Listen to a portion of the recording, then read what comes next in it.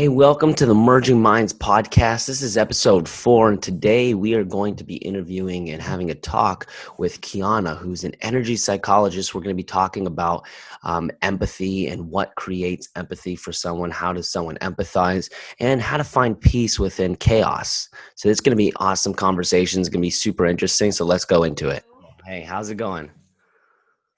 Good. Nice to meet you. So I want to learn more about energy psychology. Wade, I know we talked on the phone for a little bit about that, but I just want to get it out a little bit more so they understand it.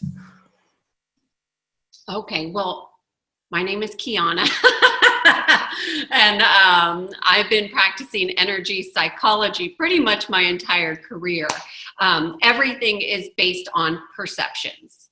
And because we have these perceptions, if you can imagine, every perception you have is like a string, and that string connects to something, and it connects to something within, and then it connects with externally, like within the universe and so forth.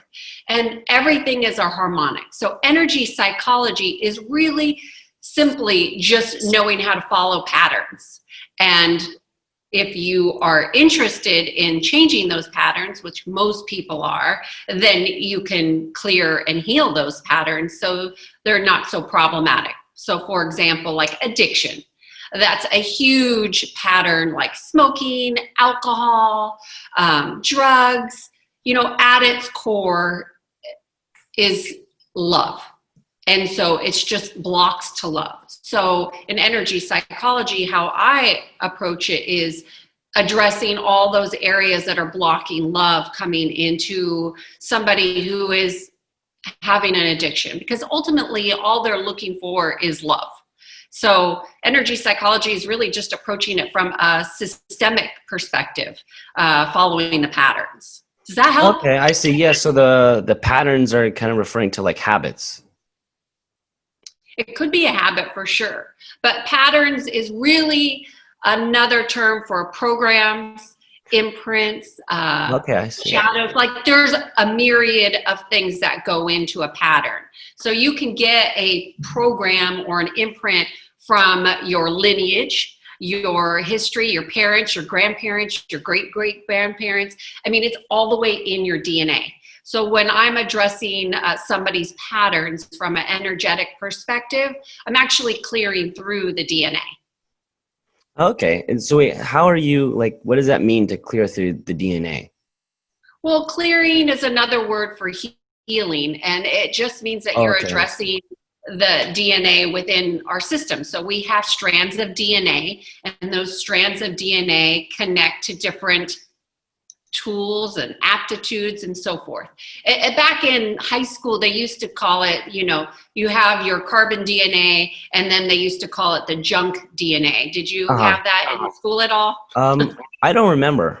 Oh, you don't remember that? Yeah. Well, they used to refer to it as junk DNA, which is really your crystalline DNA. They just didn't know what it was there for. And the crystalline DNA, for a lot of people, has not been activated. It's dormant. And so when you're working in a healing capacity and changing patterns, you're working within the crystalline DNA, which is our connection to the divine. Oh, okay. I see. That's a lot of interest. So that's when we go into consciousness and stuff. Yeah. You were telling me about that. Okay, cool. Mm-hmm. So is a lot of the work then is a matter of changing or shifting perspective? Is that how you kind of part of the healing? Well, everything is perspective. So even consciousness is a new perspective, right? Right. So even when I was working with teams, and I would do team assessments, right? And so we get all this data on the team of how are they in relationship to a high performing team. And when you look at the data, it's all perspective. You could look at the data and see something that's high and say, oh, I don't need to work on that. Or you can look at it and see, oh, well, this is the lowest number. I definitely need to work on that. The key with perception is just your attention on improvement would improve the numbers across the board. So to me, I would tell the teams, I don't care what you work on, just pick one thing. One thing is going to change all these. But don't believe me, I want you to have your own experience of it. And they would be amazed. And this is how I would take, completely dysfunctional teams and make them into high performing teams. Wow. Amazing. So what's your typical client? My typical client is usually hyper analytical because I'm a data kind of girl, and my process usually works really well for them. So in the past, I work with engineers, nuclear engineers, mathematicians, doctors, nurses, somebody who is just really analytical. Engineering is huge. That's where a lot of my background is with my clients, because they like that I put numbers to things that are esoteric to them, like what they would call touchy-feely type things. I put a number to it, and I put a number to how are you feeling today, like on a scale of 0 to 10. And my goal when I get off the call with one of my clients is I want them feeling as close to a 10 as possible, which means that they have to have low stress. Okay. And I do that through conversation and energy movement. Okay, cool. So what they're usually coming to you for what? Like, what's the struggles that they're usually dealing with that gets them attracted to you? Is just like anything within? It just depends. Most of my business, I would say 99% of my business is all referral. It's been like that for my entire career.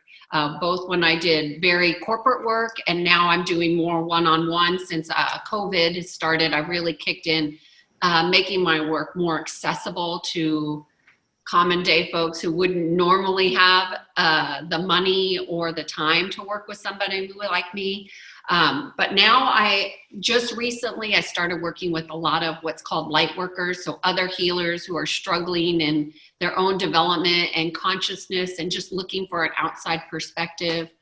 For executives, what's happening most recently with my executives is they've gotten promoted. They're presidents, vice presidents of organizations, and they got the career, and now they want to find balance in the rest of their life. Like they're looking to develop themselves and follow and be their most authentic self.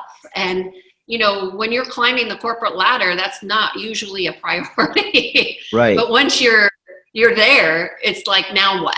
Comes back to the foundation. Within this week, I've had 2 clients that I worked with 10 years ago come back. That's not the everyday thing. So my days are not really typical with my clients.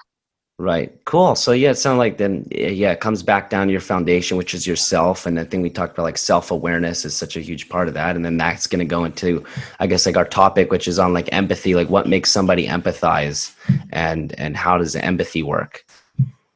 Yeah, and empathy is totally connected in simple terms to our ability to have compassion. Right. And you can't empathize without compassion. And when you can have and foster compassion in your life, then you're able to open yourself up to understanding and not necessarily being in agreement with somebody, but have a willingness to put yourself in their shoes. Like, okay, if I were them, how would that feel for me? Mm-hmm. And this is so important, not just professionally, but personally. Since COVID, divorce is up significantly. I mean, everybody's, you have to live with your partner that you married, and, they've changed, and then the stress and the fear, and, divorce is on the plate for a lot of people. But how we learn to communicate and empathize, when people are in high states of fear. And let's be honest, a lot of people are even denying that they're even fearful. They know they're stressed, but they don't want to even acknowledge that their stress is related to fear of mortality, fear of not seeing their families. And so if you can tap into compassion, then you can begin to empathize. I see. So it's like almost like once you're in there, you're replacing compassion, you're using compassion instead of fear. Well, the question was about what is empathy and how do you empathize, right? Yeah. And you empathize by compassion. And When you can foster compassion, you lead to Right. Using understanding, compassion. right? And awareness Okay. and new perspectives. Yeah, I see. But to be an empath is different than empathy. So I don't know if you're asking a So different. then where for with empathy, where do you start with that? Like where does it start to where you can develop compassion? Because obviously some people, like, we only know as much as we know from our experiences, from what we know. And how I see empathy is, yeah, like you said, like you're seeking to understand, which comes from compassion. So you're using your willpower to seek to understand and see what that from that person's perspective. So where does that begin and start for some people? Because I know some people, even like with mental illnesses too, bipolar and things like that, they have struggles to be able to do that. So how does someone kind of get to that point where they can shift their perspective into going into empathy and compassion? Well, one thing I will say is that everybody has their own unique path. And you brought up some good examples of, what people need to learn through. Some of them are traumas and imbalances that might be happening within their energy systems, which is what mental illness is. The first place that I would say for somebody to start to build empathy is to be curious. Curious is a practice. So curious about, I wonder how, I wonder what makes them tick. I'm curious about how things work. Just asking open-ended questions, not just to others, but to yourself, will allow you to unravel this having to know and to be right. Does that make sense? Because I think a lot of times people get really stuck in their ways and like, no, this is what it Yeah, has to no, like be. being curious definitely makes sense. But so I'm like wondering, is what makes somebody curious? Is it then that it kind of goes back to them? It's like a person just has to naturally be curious in order for them to empathize. Otherwise, they're not going to end up empathizing. Or is there something that a person can do in order to develop more empathy? Yeah, absolutely. There are things that people can do, but the first part still needs to be like, okay, I'm going to commit to Right. practicing. And I think it's a practice and a skill to be curious. For me, like since I was a little girl, I've always been curious.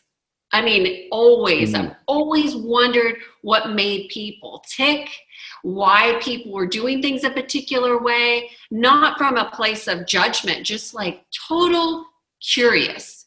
And I fostered that, and I just always have asked questions. I even had like a psychic when I went to a psychic once Right. saying, "What are you in HR or something? You ask a lot Yeah. of questions." I've always And been that too. Yeah. That's kind of what got me I'm here. not in HR. Yeah. I'm sorry. What? No, I was just saying that's kind of what got me here too. Like I just like sitting here asking questions and learning from people. So it's really cool. But yeah, curious. Yeah. So it just starts kind of with your own willingness, like willpower and free will to be curious and to ask questions and to seek to understand. And that's kind of where Well, empathy gets it's a built. practice. It absolutely is a practice. And I think it's important to seek to understand from a place of an open heart.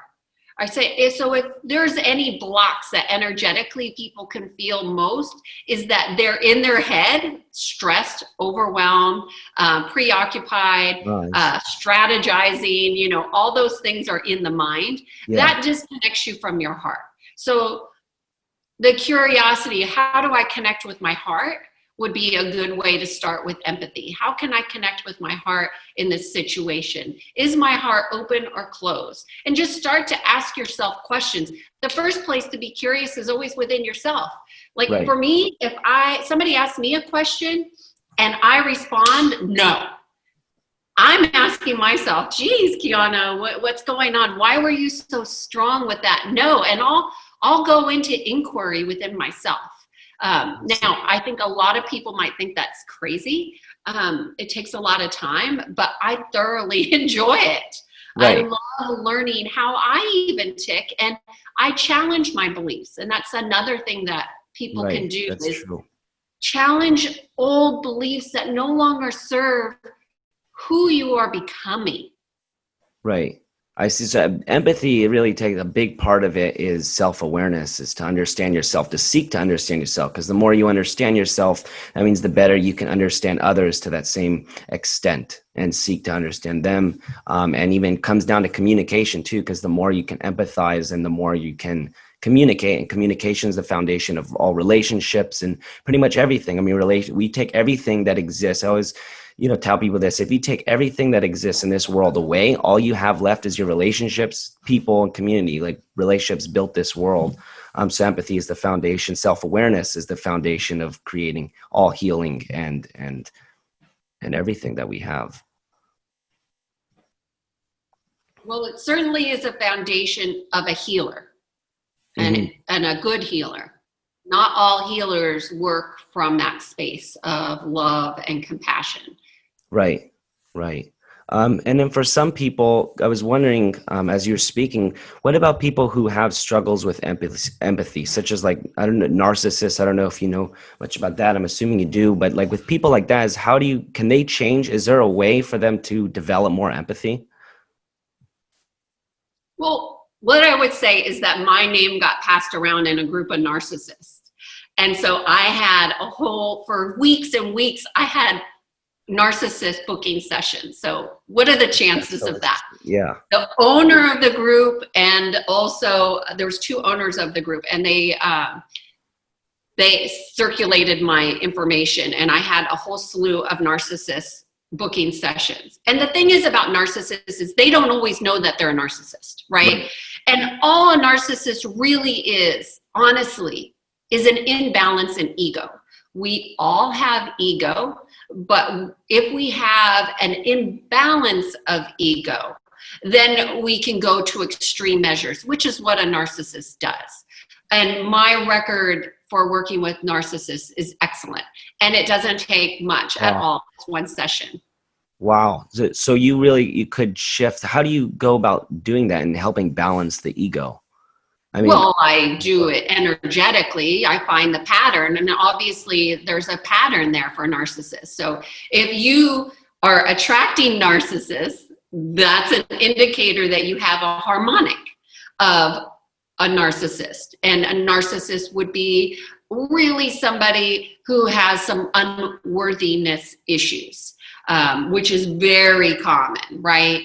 And so you can't attract somebody into your life unless you have a frequency that's allowing it. And sometimes, people get really mad at narcissists because of who they are and how they act. And I can relate.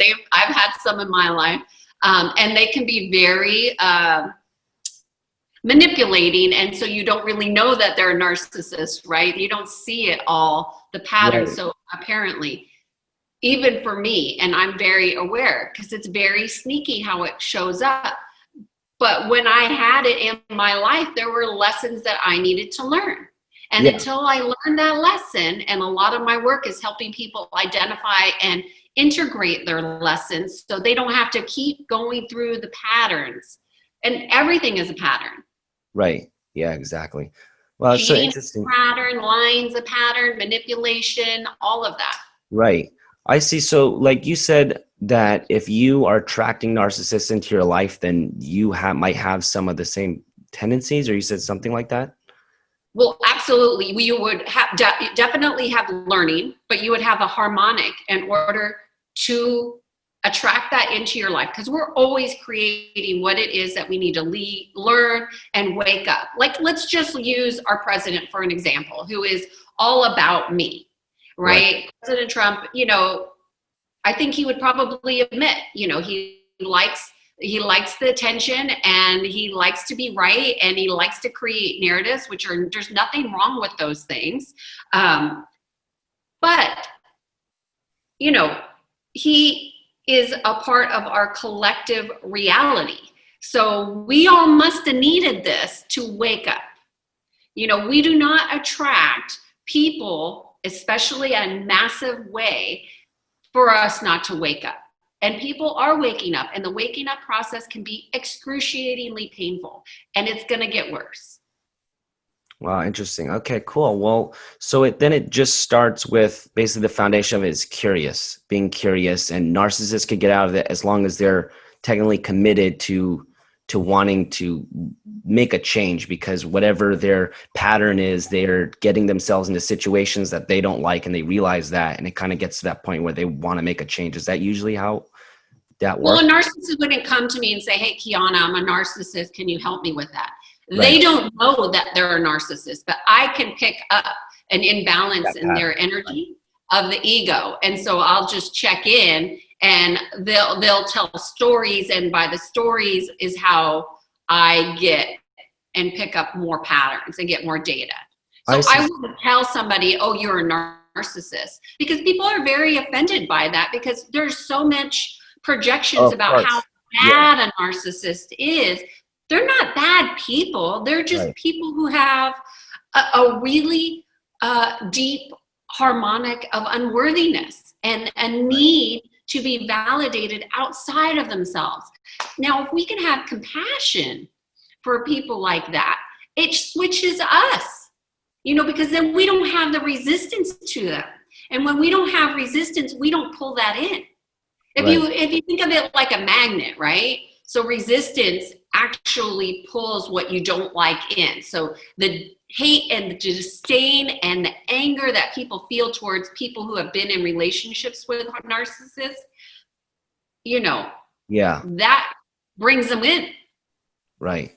I see. Yeah, no one likes the label of that, and I think that also relate to a lot of mental illnesses that people oversee, especially these days, where like bipolar or narcissism, sociopath, all that, and they see those people as bad, but that's where they're not empathizing, having that compassion to understand that they're living in their own reality, whatever, and they just need that help and the healing and the. So where when you see that pattern in someone, I mean, what's your next approach? Like, how do you approach that? How do I approach the pattern of somebody who's like a Like, for narcissist? example, yeah, like seeing that kind of like it's all about themselves. Because reading a lot about narcissism, they say it's hard for them to change because they have to really want to change and kind of realize that. So it's like, what's the approach or the questions that you ask them to help them become self-aware? Kind of, yeah. I don't have to ask, because once they show up in a session for me, I don't have to bring to their attention that they're a narcissist. I might just say, "Do you find that your ego sometimes gets in the way, or your pride?" I might ask questions like that. Yeah. But the thing is like, nobody really wants to acknowledge, myself included, and I've had some unworthiness type situations, and it takes a willingness to just go there with yourself.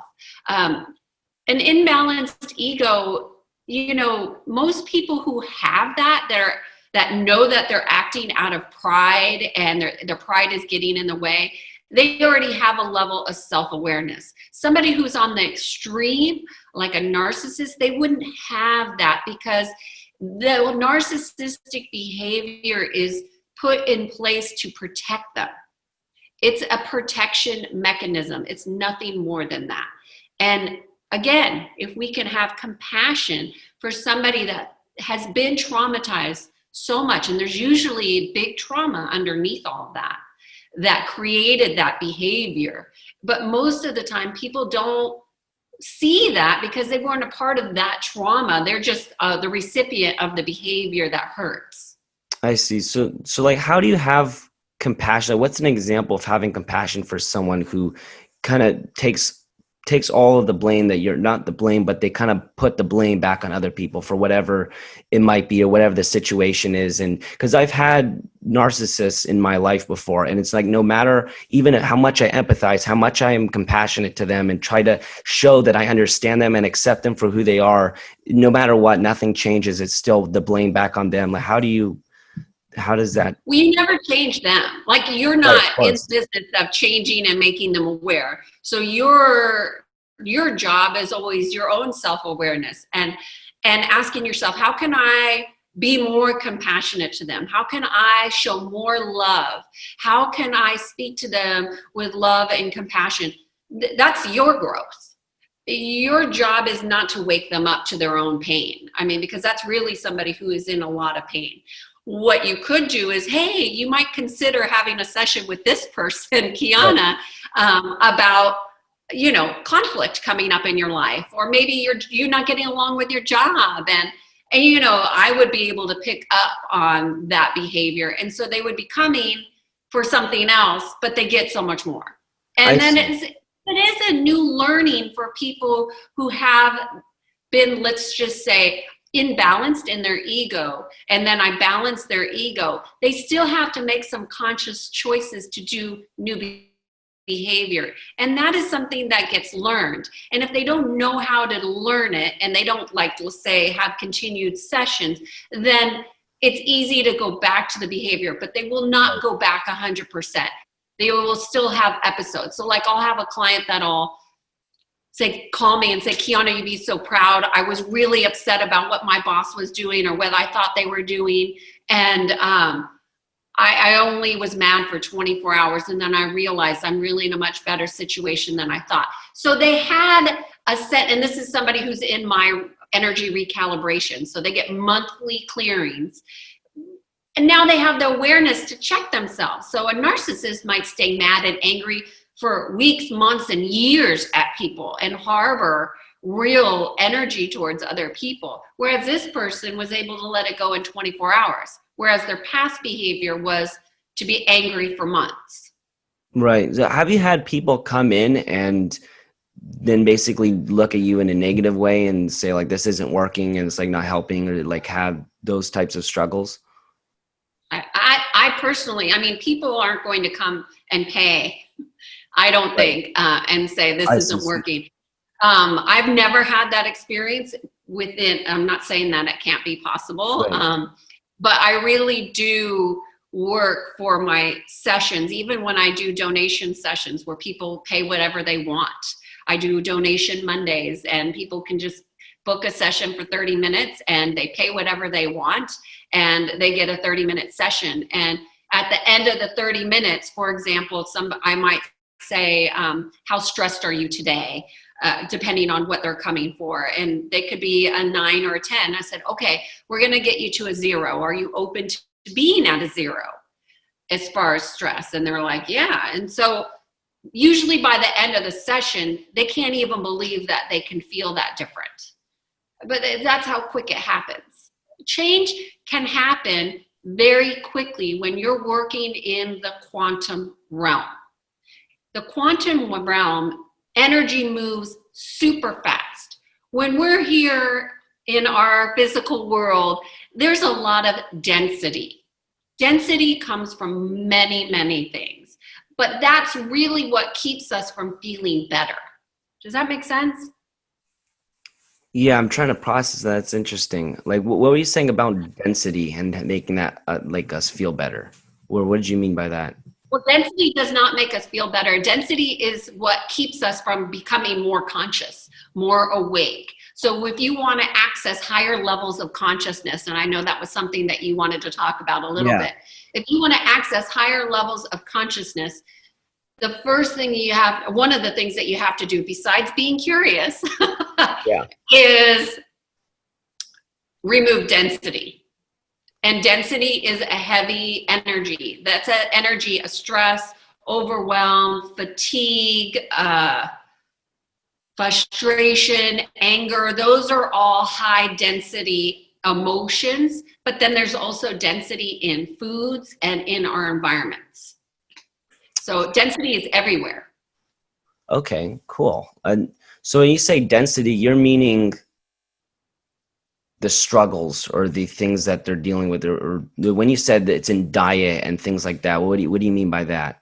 Well, that's a physical manifestation of how density would equal. So for example, if you have a steak, that's high density. It takes a lot more to process. You're actually processing the animal or the cow, for this example, their energy and their emotional state, and that's getting integrated into your body as you process it. So it takes longer to process it.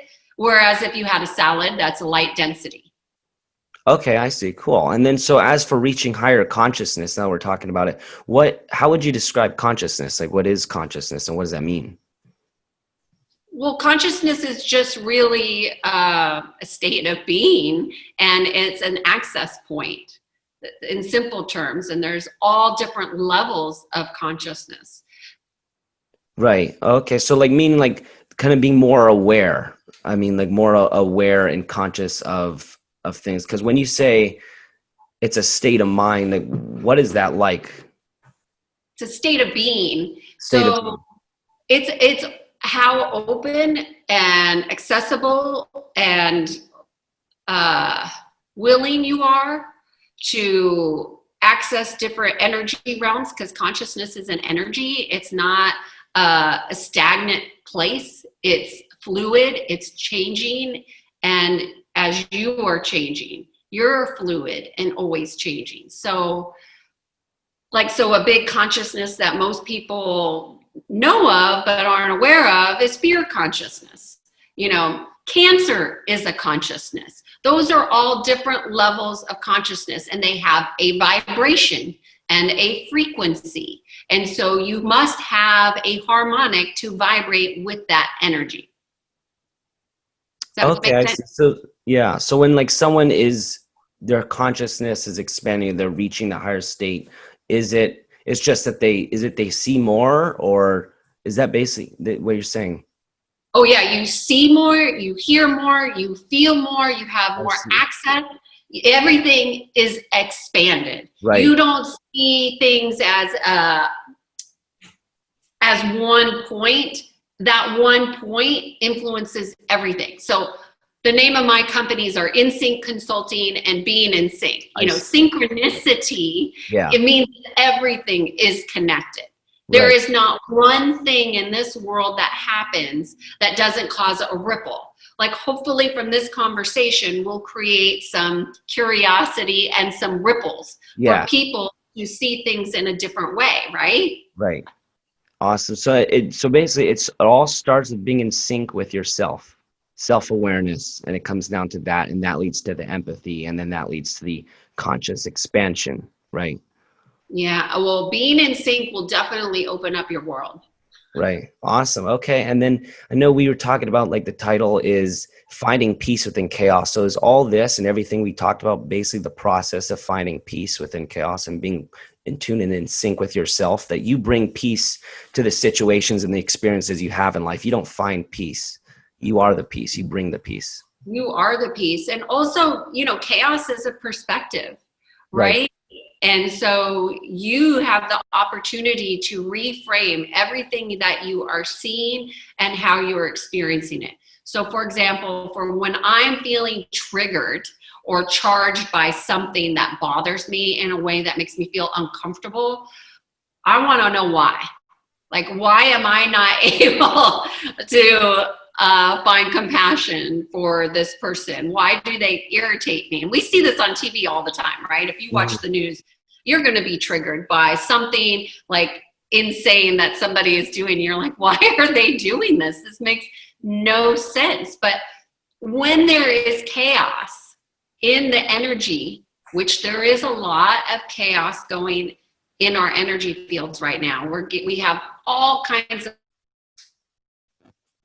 magnetic, we have all kinds of influences, which changes how we interpret things. And so chaos is really a perspective, and we can bring peace to any situation through raising our energy, our frequency, our vibration, and higher levels of consciousness, and inviting it in. And that's all it really takes. So to go back to what is consciousness and how do we reach higher levels, a lot of times it's as simple as an invitation and inviting a higher level of consciousness in to your situation or relationship or something like that, even a conversation. Yeah. So, and that sounds like it's more about, being open-minded and kind of comes down to being that curiosity.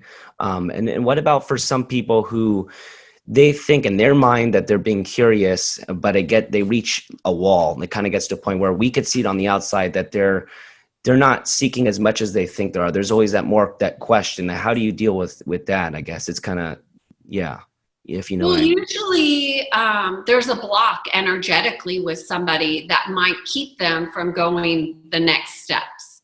And they may not. That's why it's so helpful to work with somebody like me, because they might not understand or see what the block is because they don't see patterns, let's say, for example. And so that's why you would ask a good friend or work with somebody like me who would give you a new perspective of looking at things and Right. open your possibilities up, because there's always more than one possibility. There's always potentials. I see. So you're helping almost spark curiosity in a way by asking the right question, kind of opening their mind up to new perspective. You mean in a session? Yeah. In a session, it's not really about that necessarily. Usually in a session, a typical session with me would go like this. Kiannaa, I want to have a 30-minute session or an hour or 90 minutes. A 90-minute session is what I call a quantum leap. And that's when you're going to have a complete shift in how you're seeing, experiencing, and perceiving your experience, your life. You will end those sessions with a higher level of consciousness. How you maintain it is still your free will. So people can come to me and say, okay, I want to have a session. What do I need to do to prepare? And I say, okay, you're going to do 30 minutes, 1 to 3 things, depending on what those things are, and we will address them. Now, they may have something bigger going on that they don't even have an awareness of. So, for example, one person booked a 30-minute session and they had what I would call energy attachments.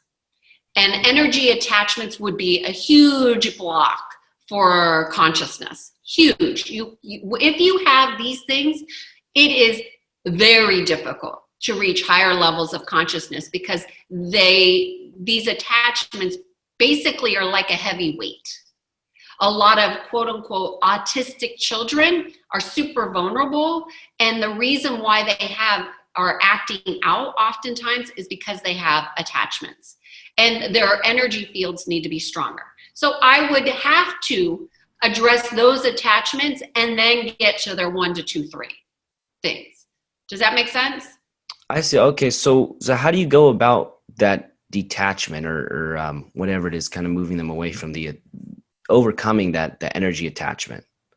So if somebody comes to me and they have these 3 things, but I see other things that need to be addressed as a priority, I always bring that up in the conversation and saying, I can't get to these until I deal with this. So, and then I'll say, do you have trouble sleeping? Do you crave lots of sugars and carbohydrates and like that? Do you have thoughts that you don't really, they're not your thoughts, but you have these thoughts and you sometimes think you're crazy, and almost always they say yes. Because when I am feeling into somebody, I feel their energy. So oftentimes the night before when I have dreams, I'll have the experience that they're having. So for example, I'll feel anxious, which is not my normal. I can't sleep, or I'll be restless. And then the next day I'll have a session and I say, well, do you have trouble sleeping? Do you feel restless? And one time somebody actually said there is this being that sits on my bed and scares me. And I've never told anybody this because I think I'm crazy for thinking this. And they were 100% right. But because it seems so out of this world that you can't have those things happen, they don't know where do you go to fix that? Yeah. You know? Yeah. And so I cleared that, and they've been sleeping fine ever since. And they're now a regular client.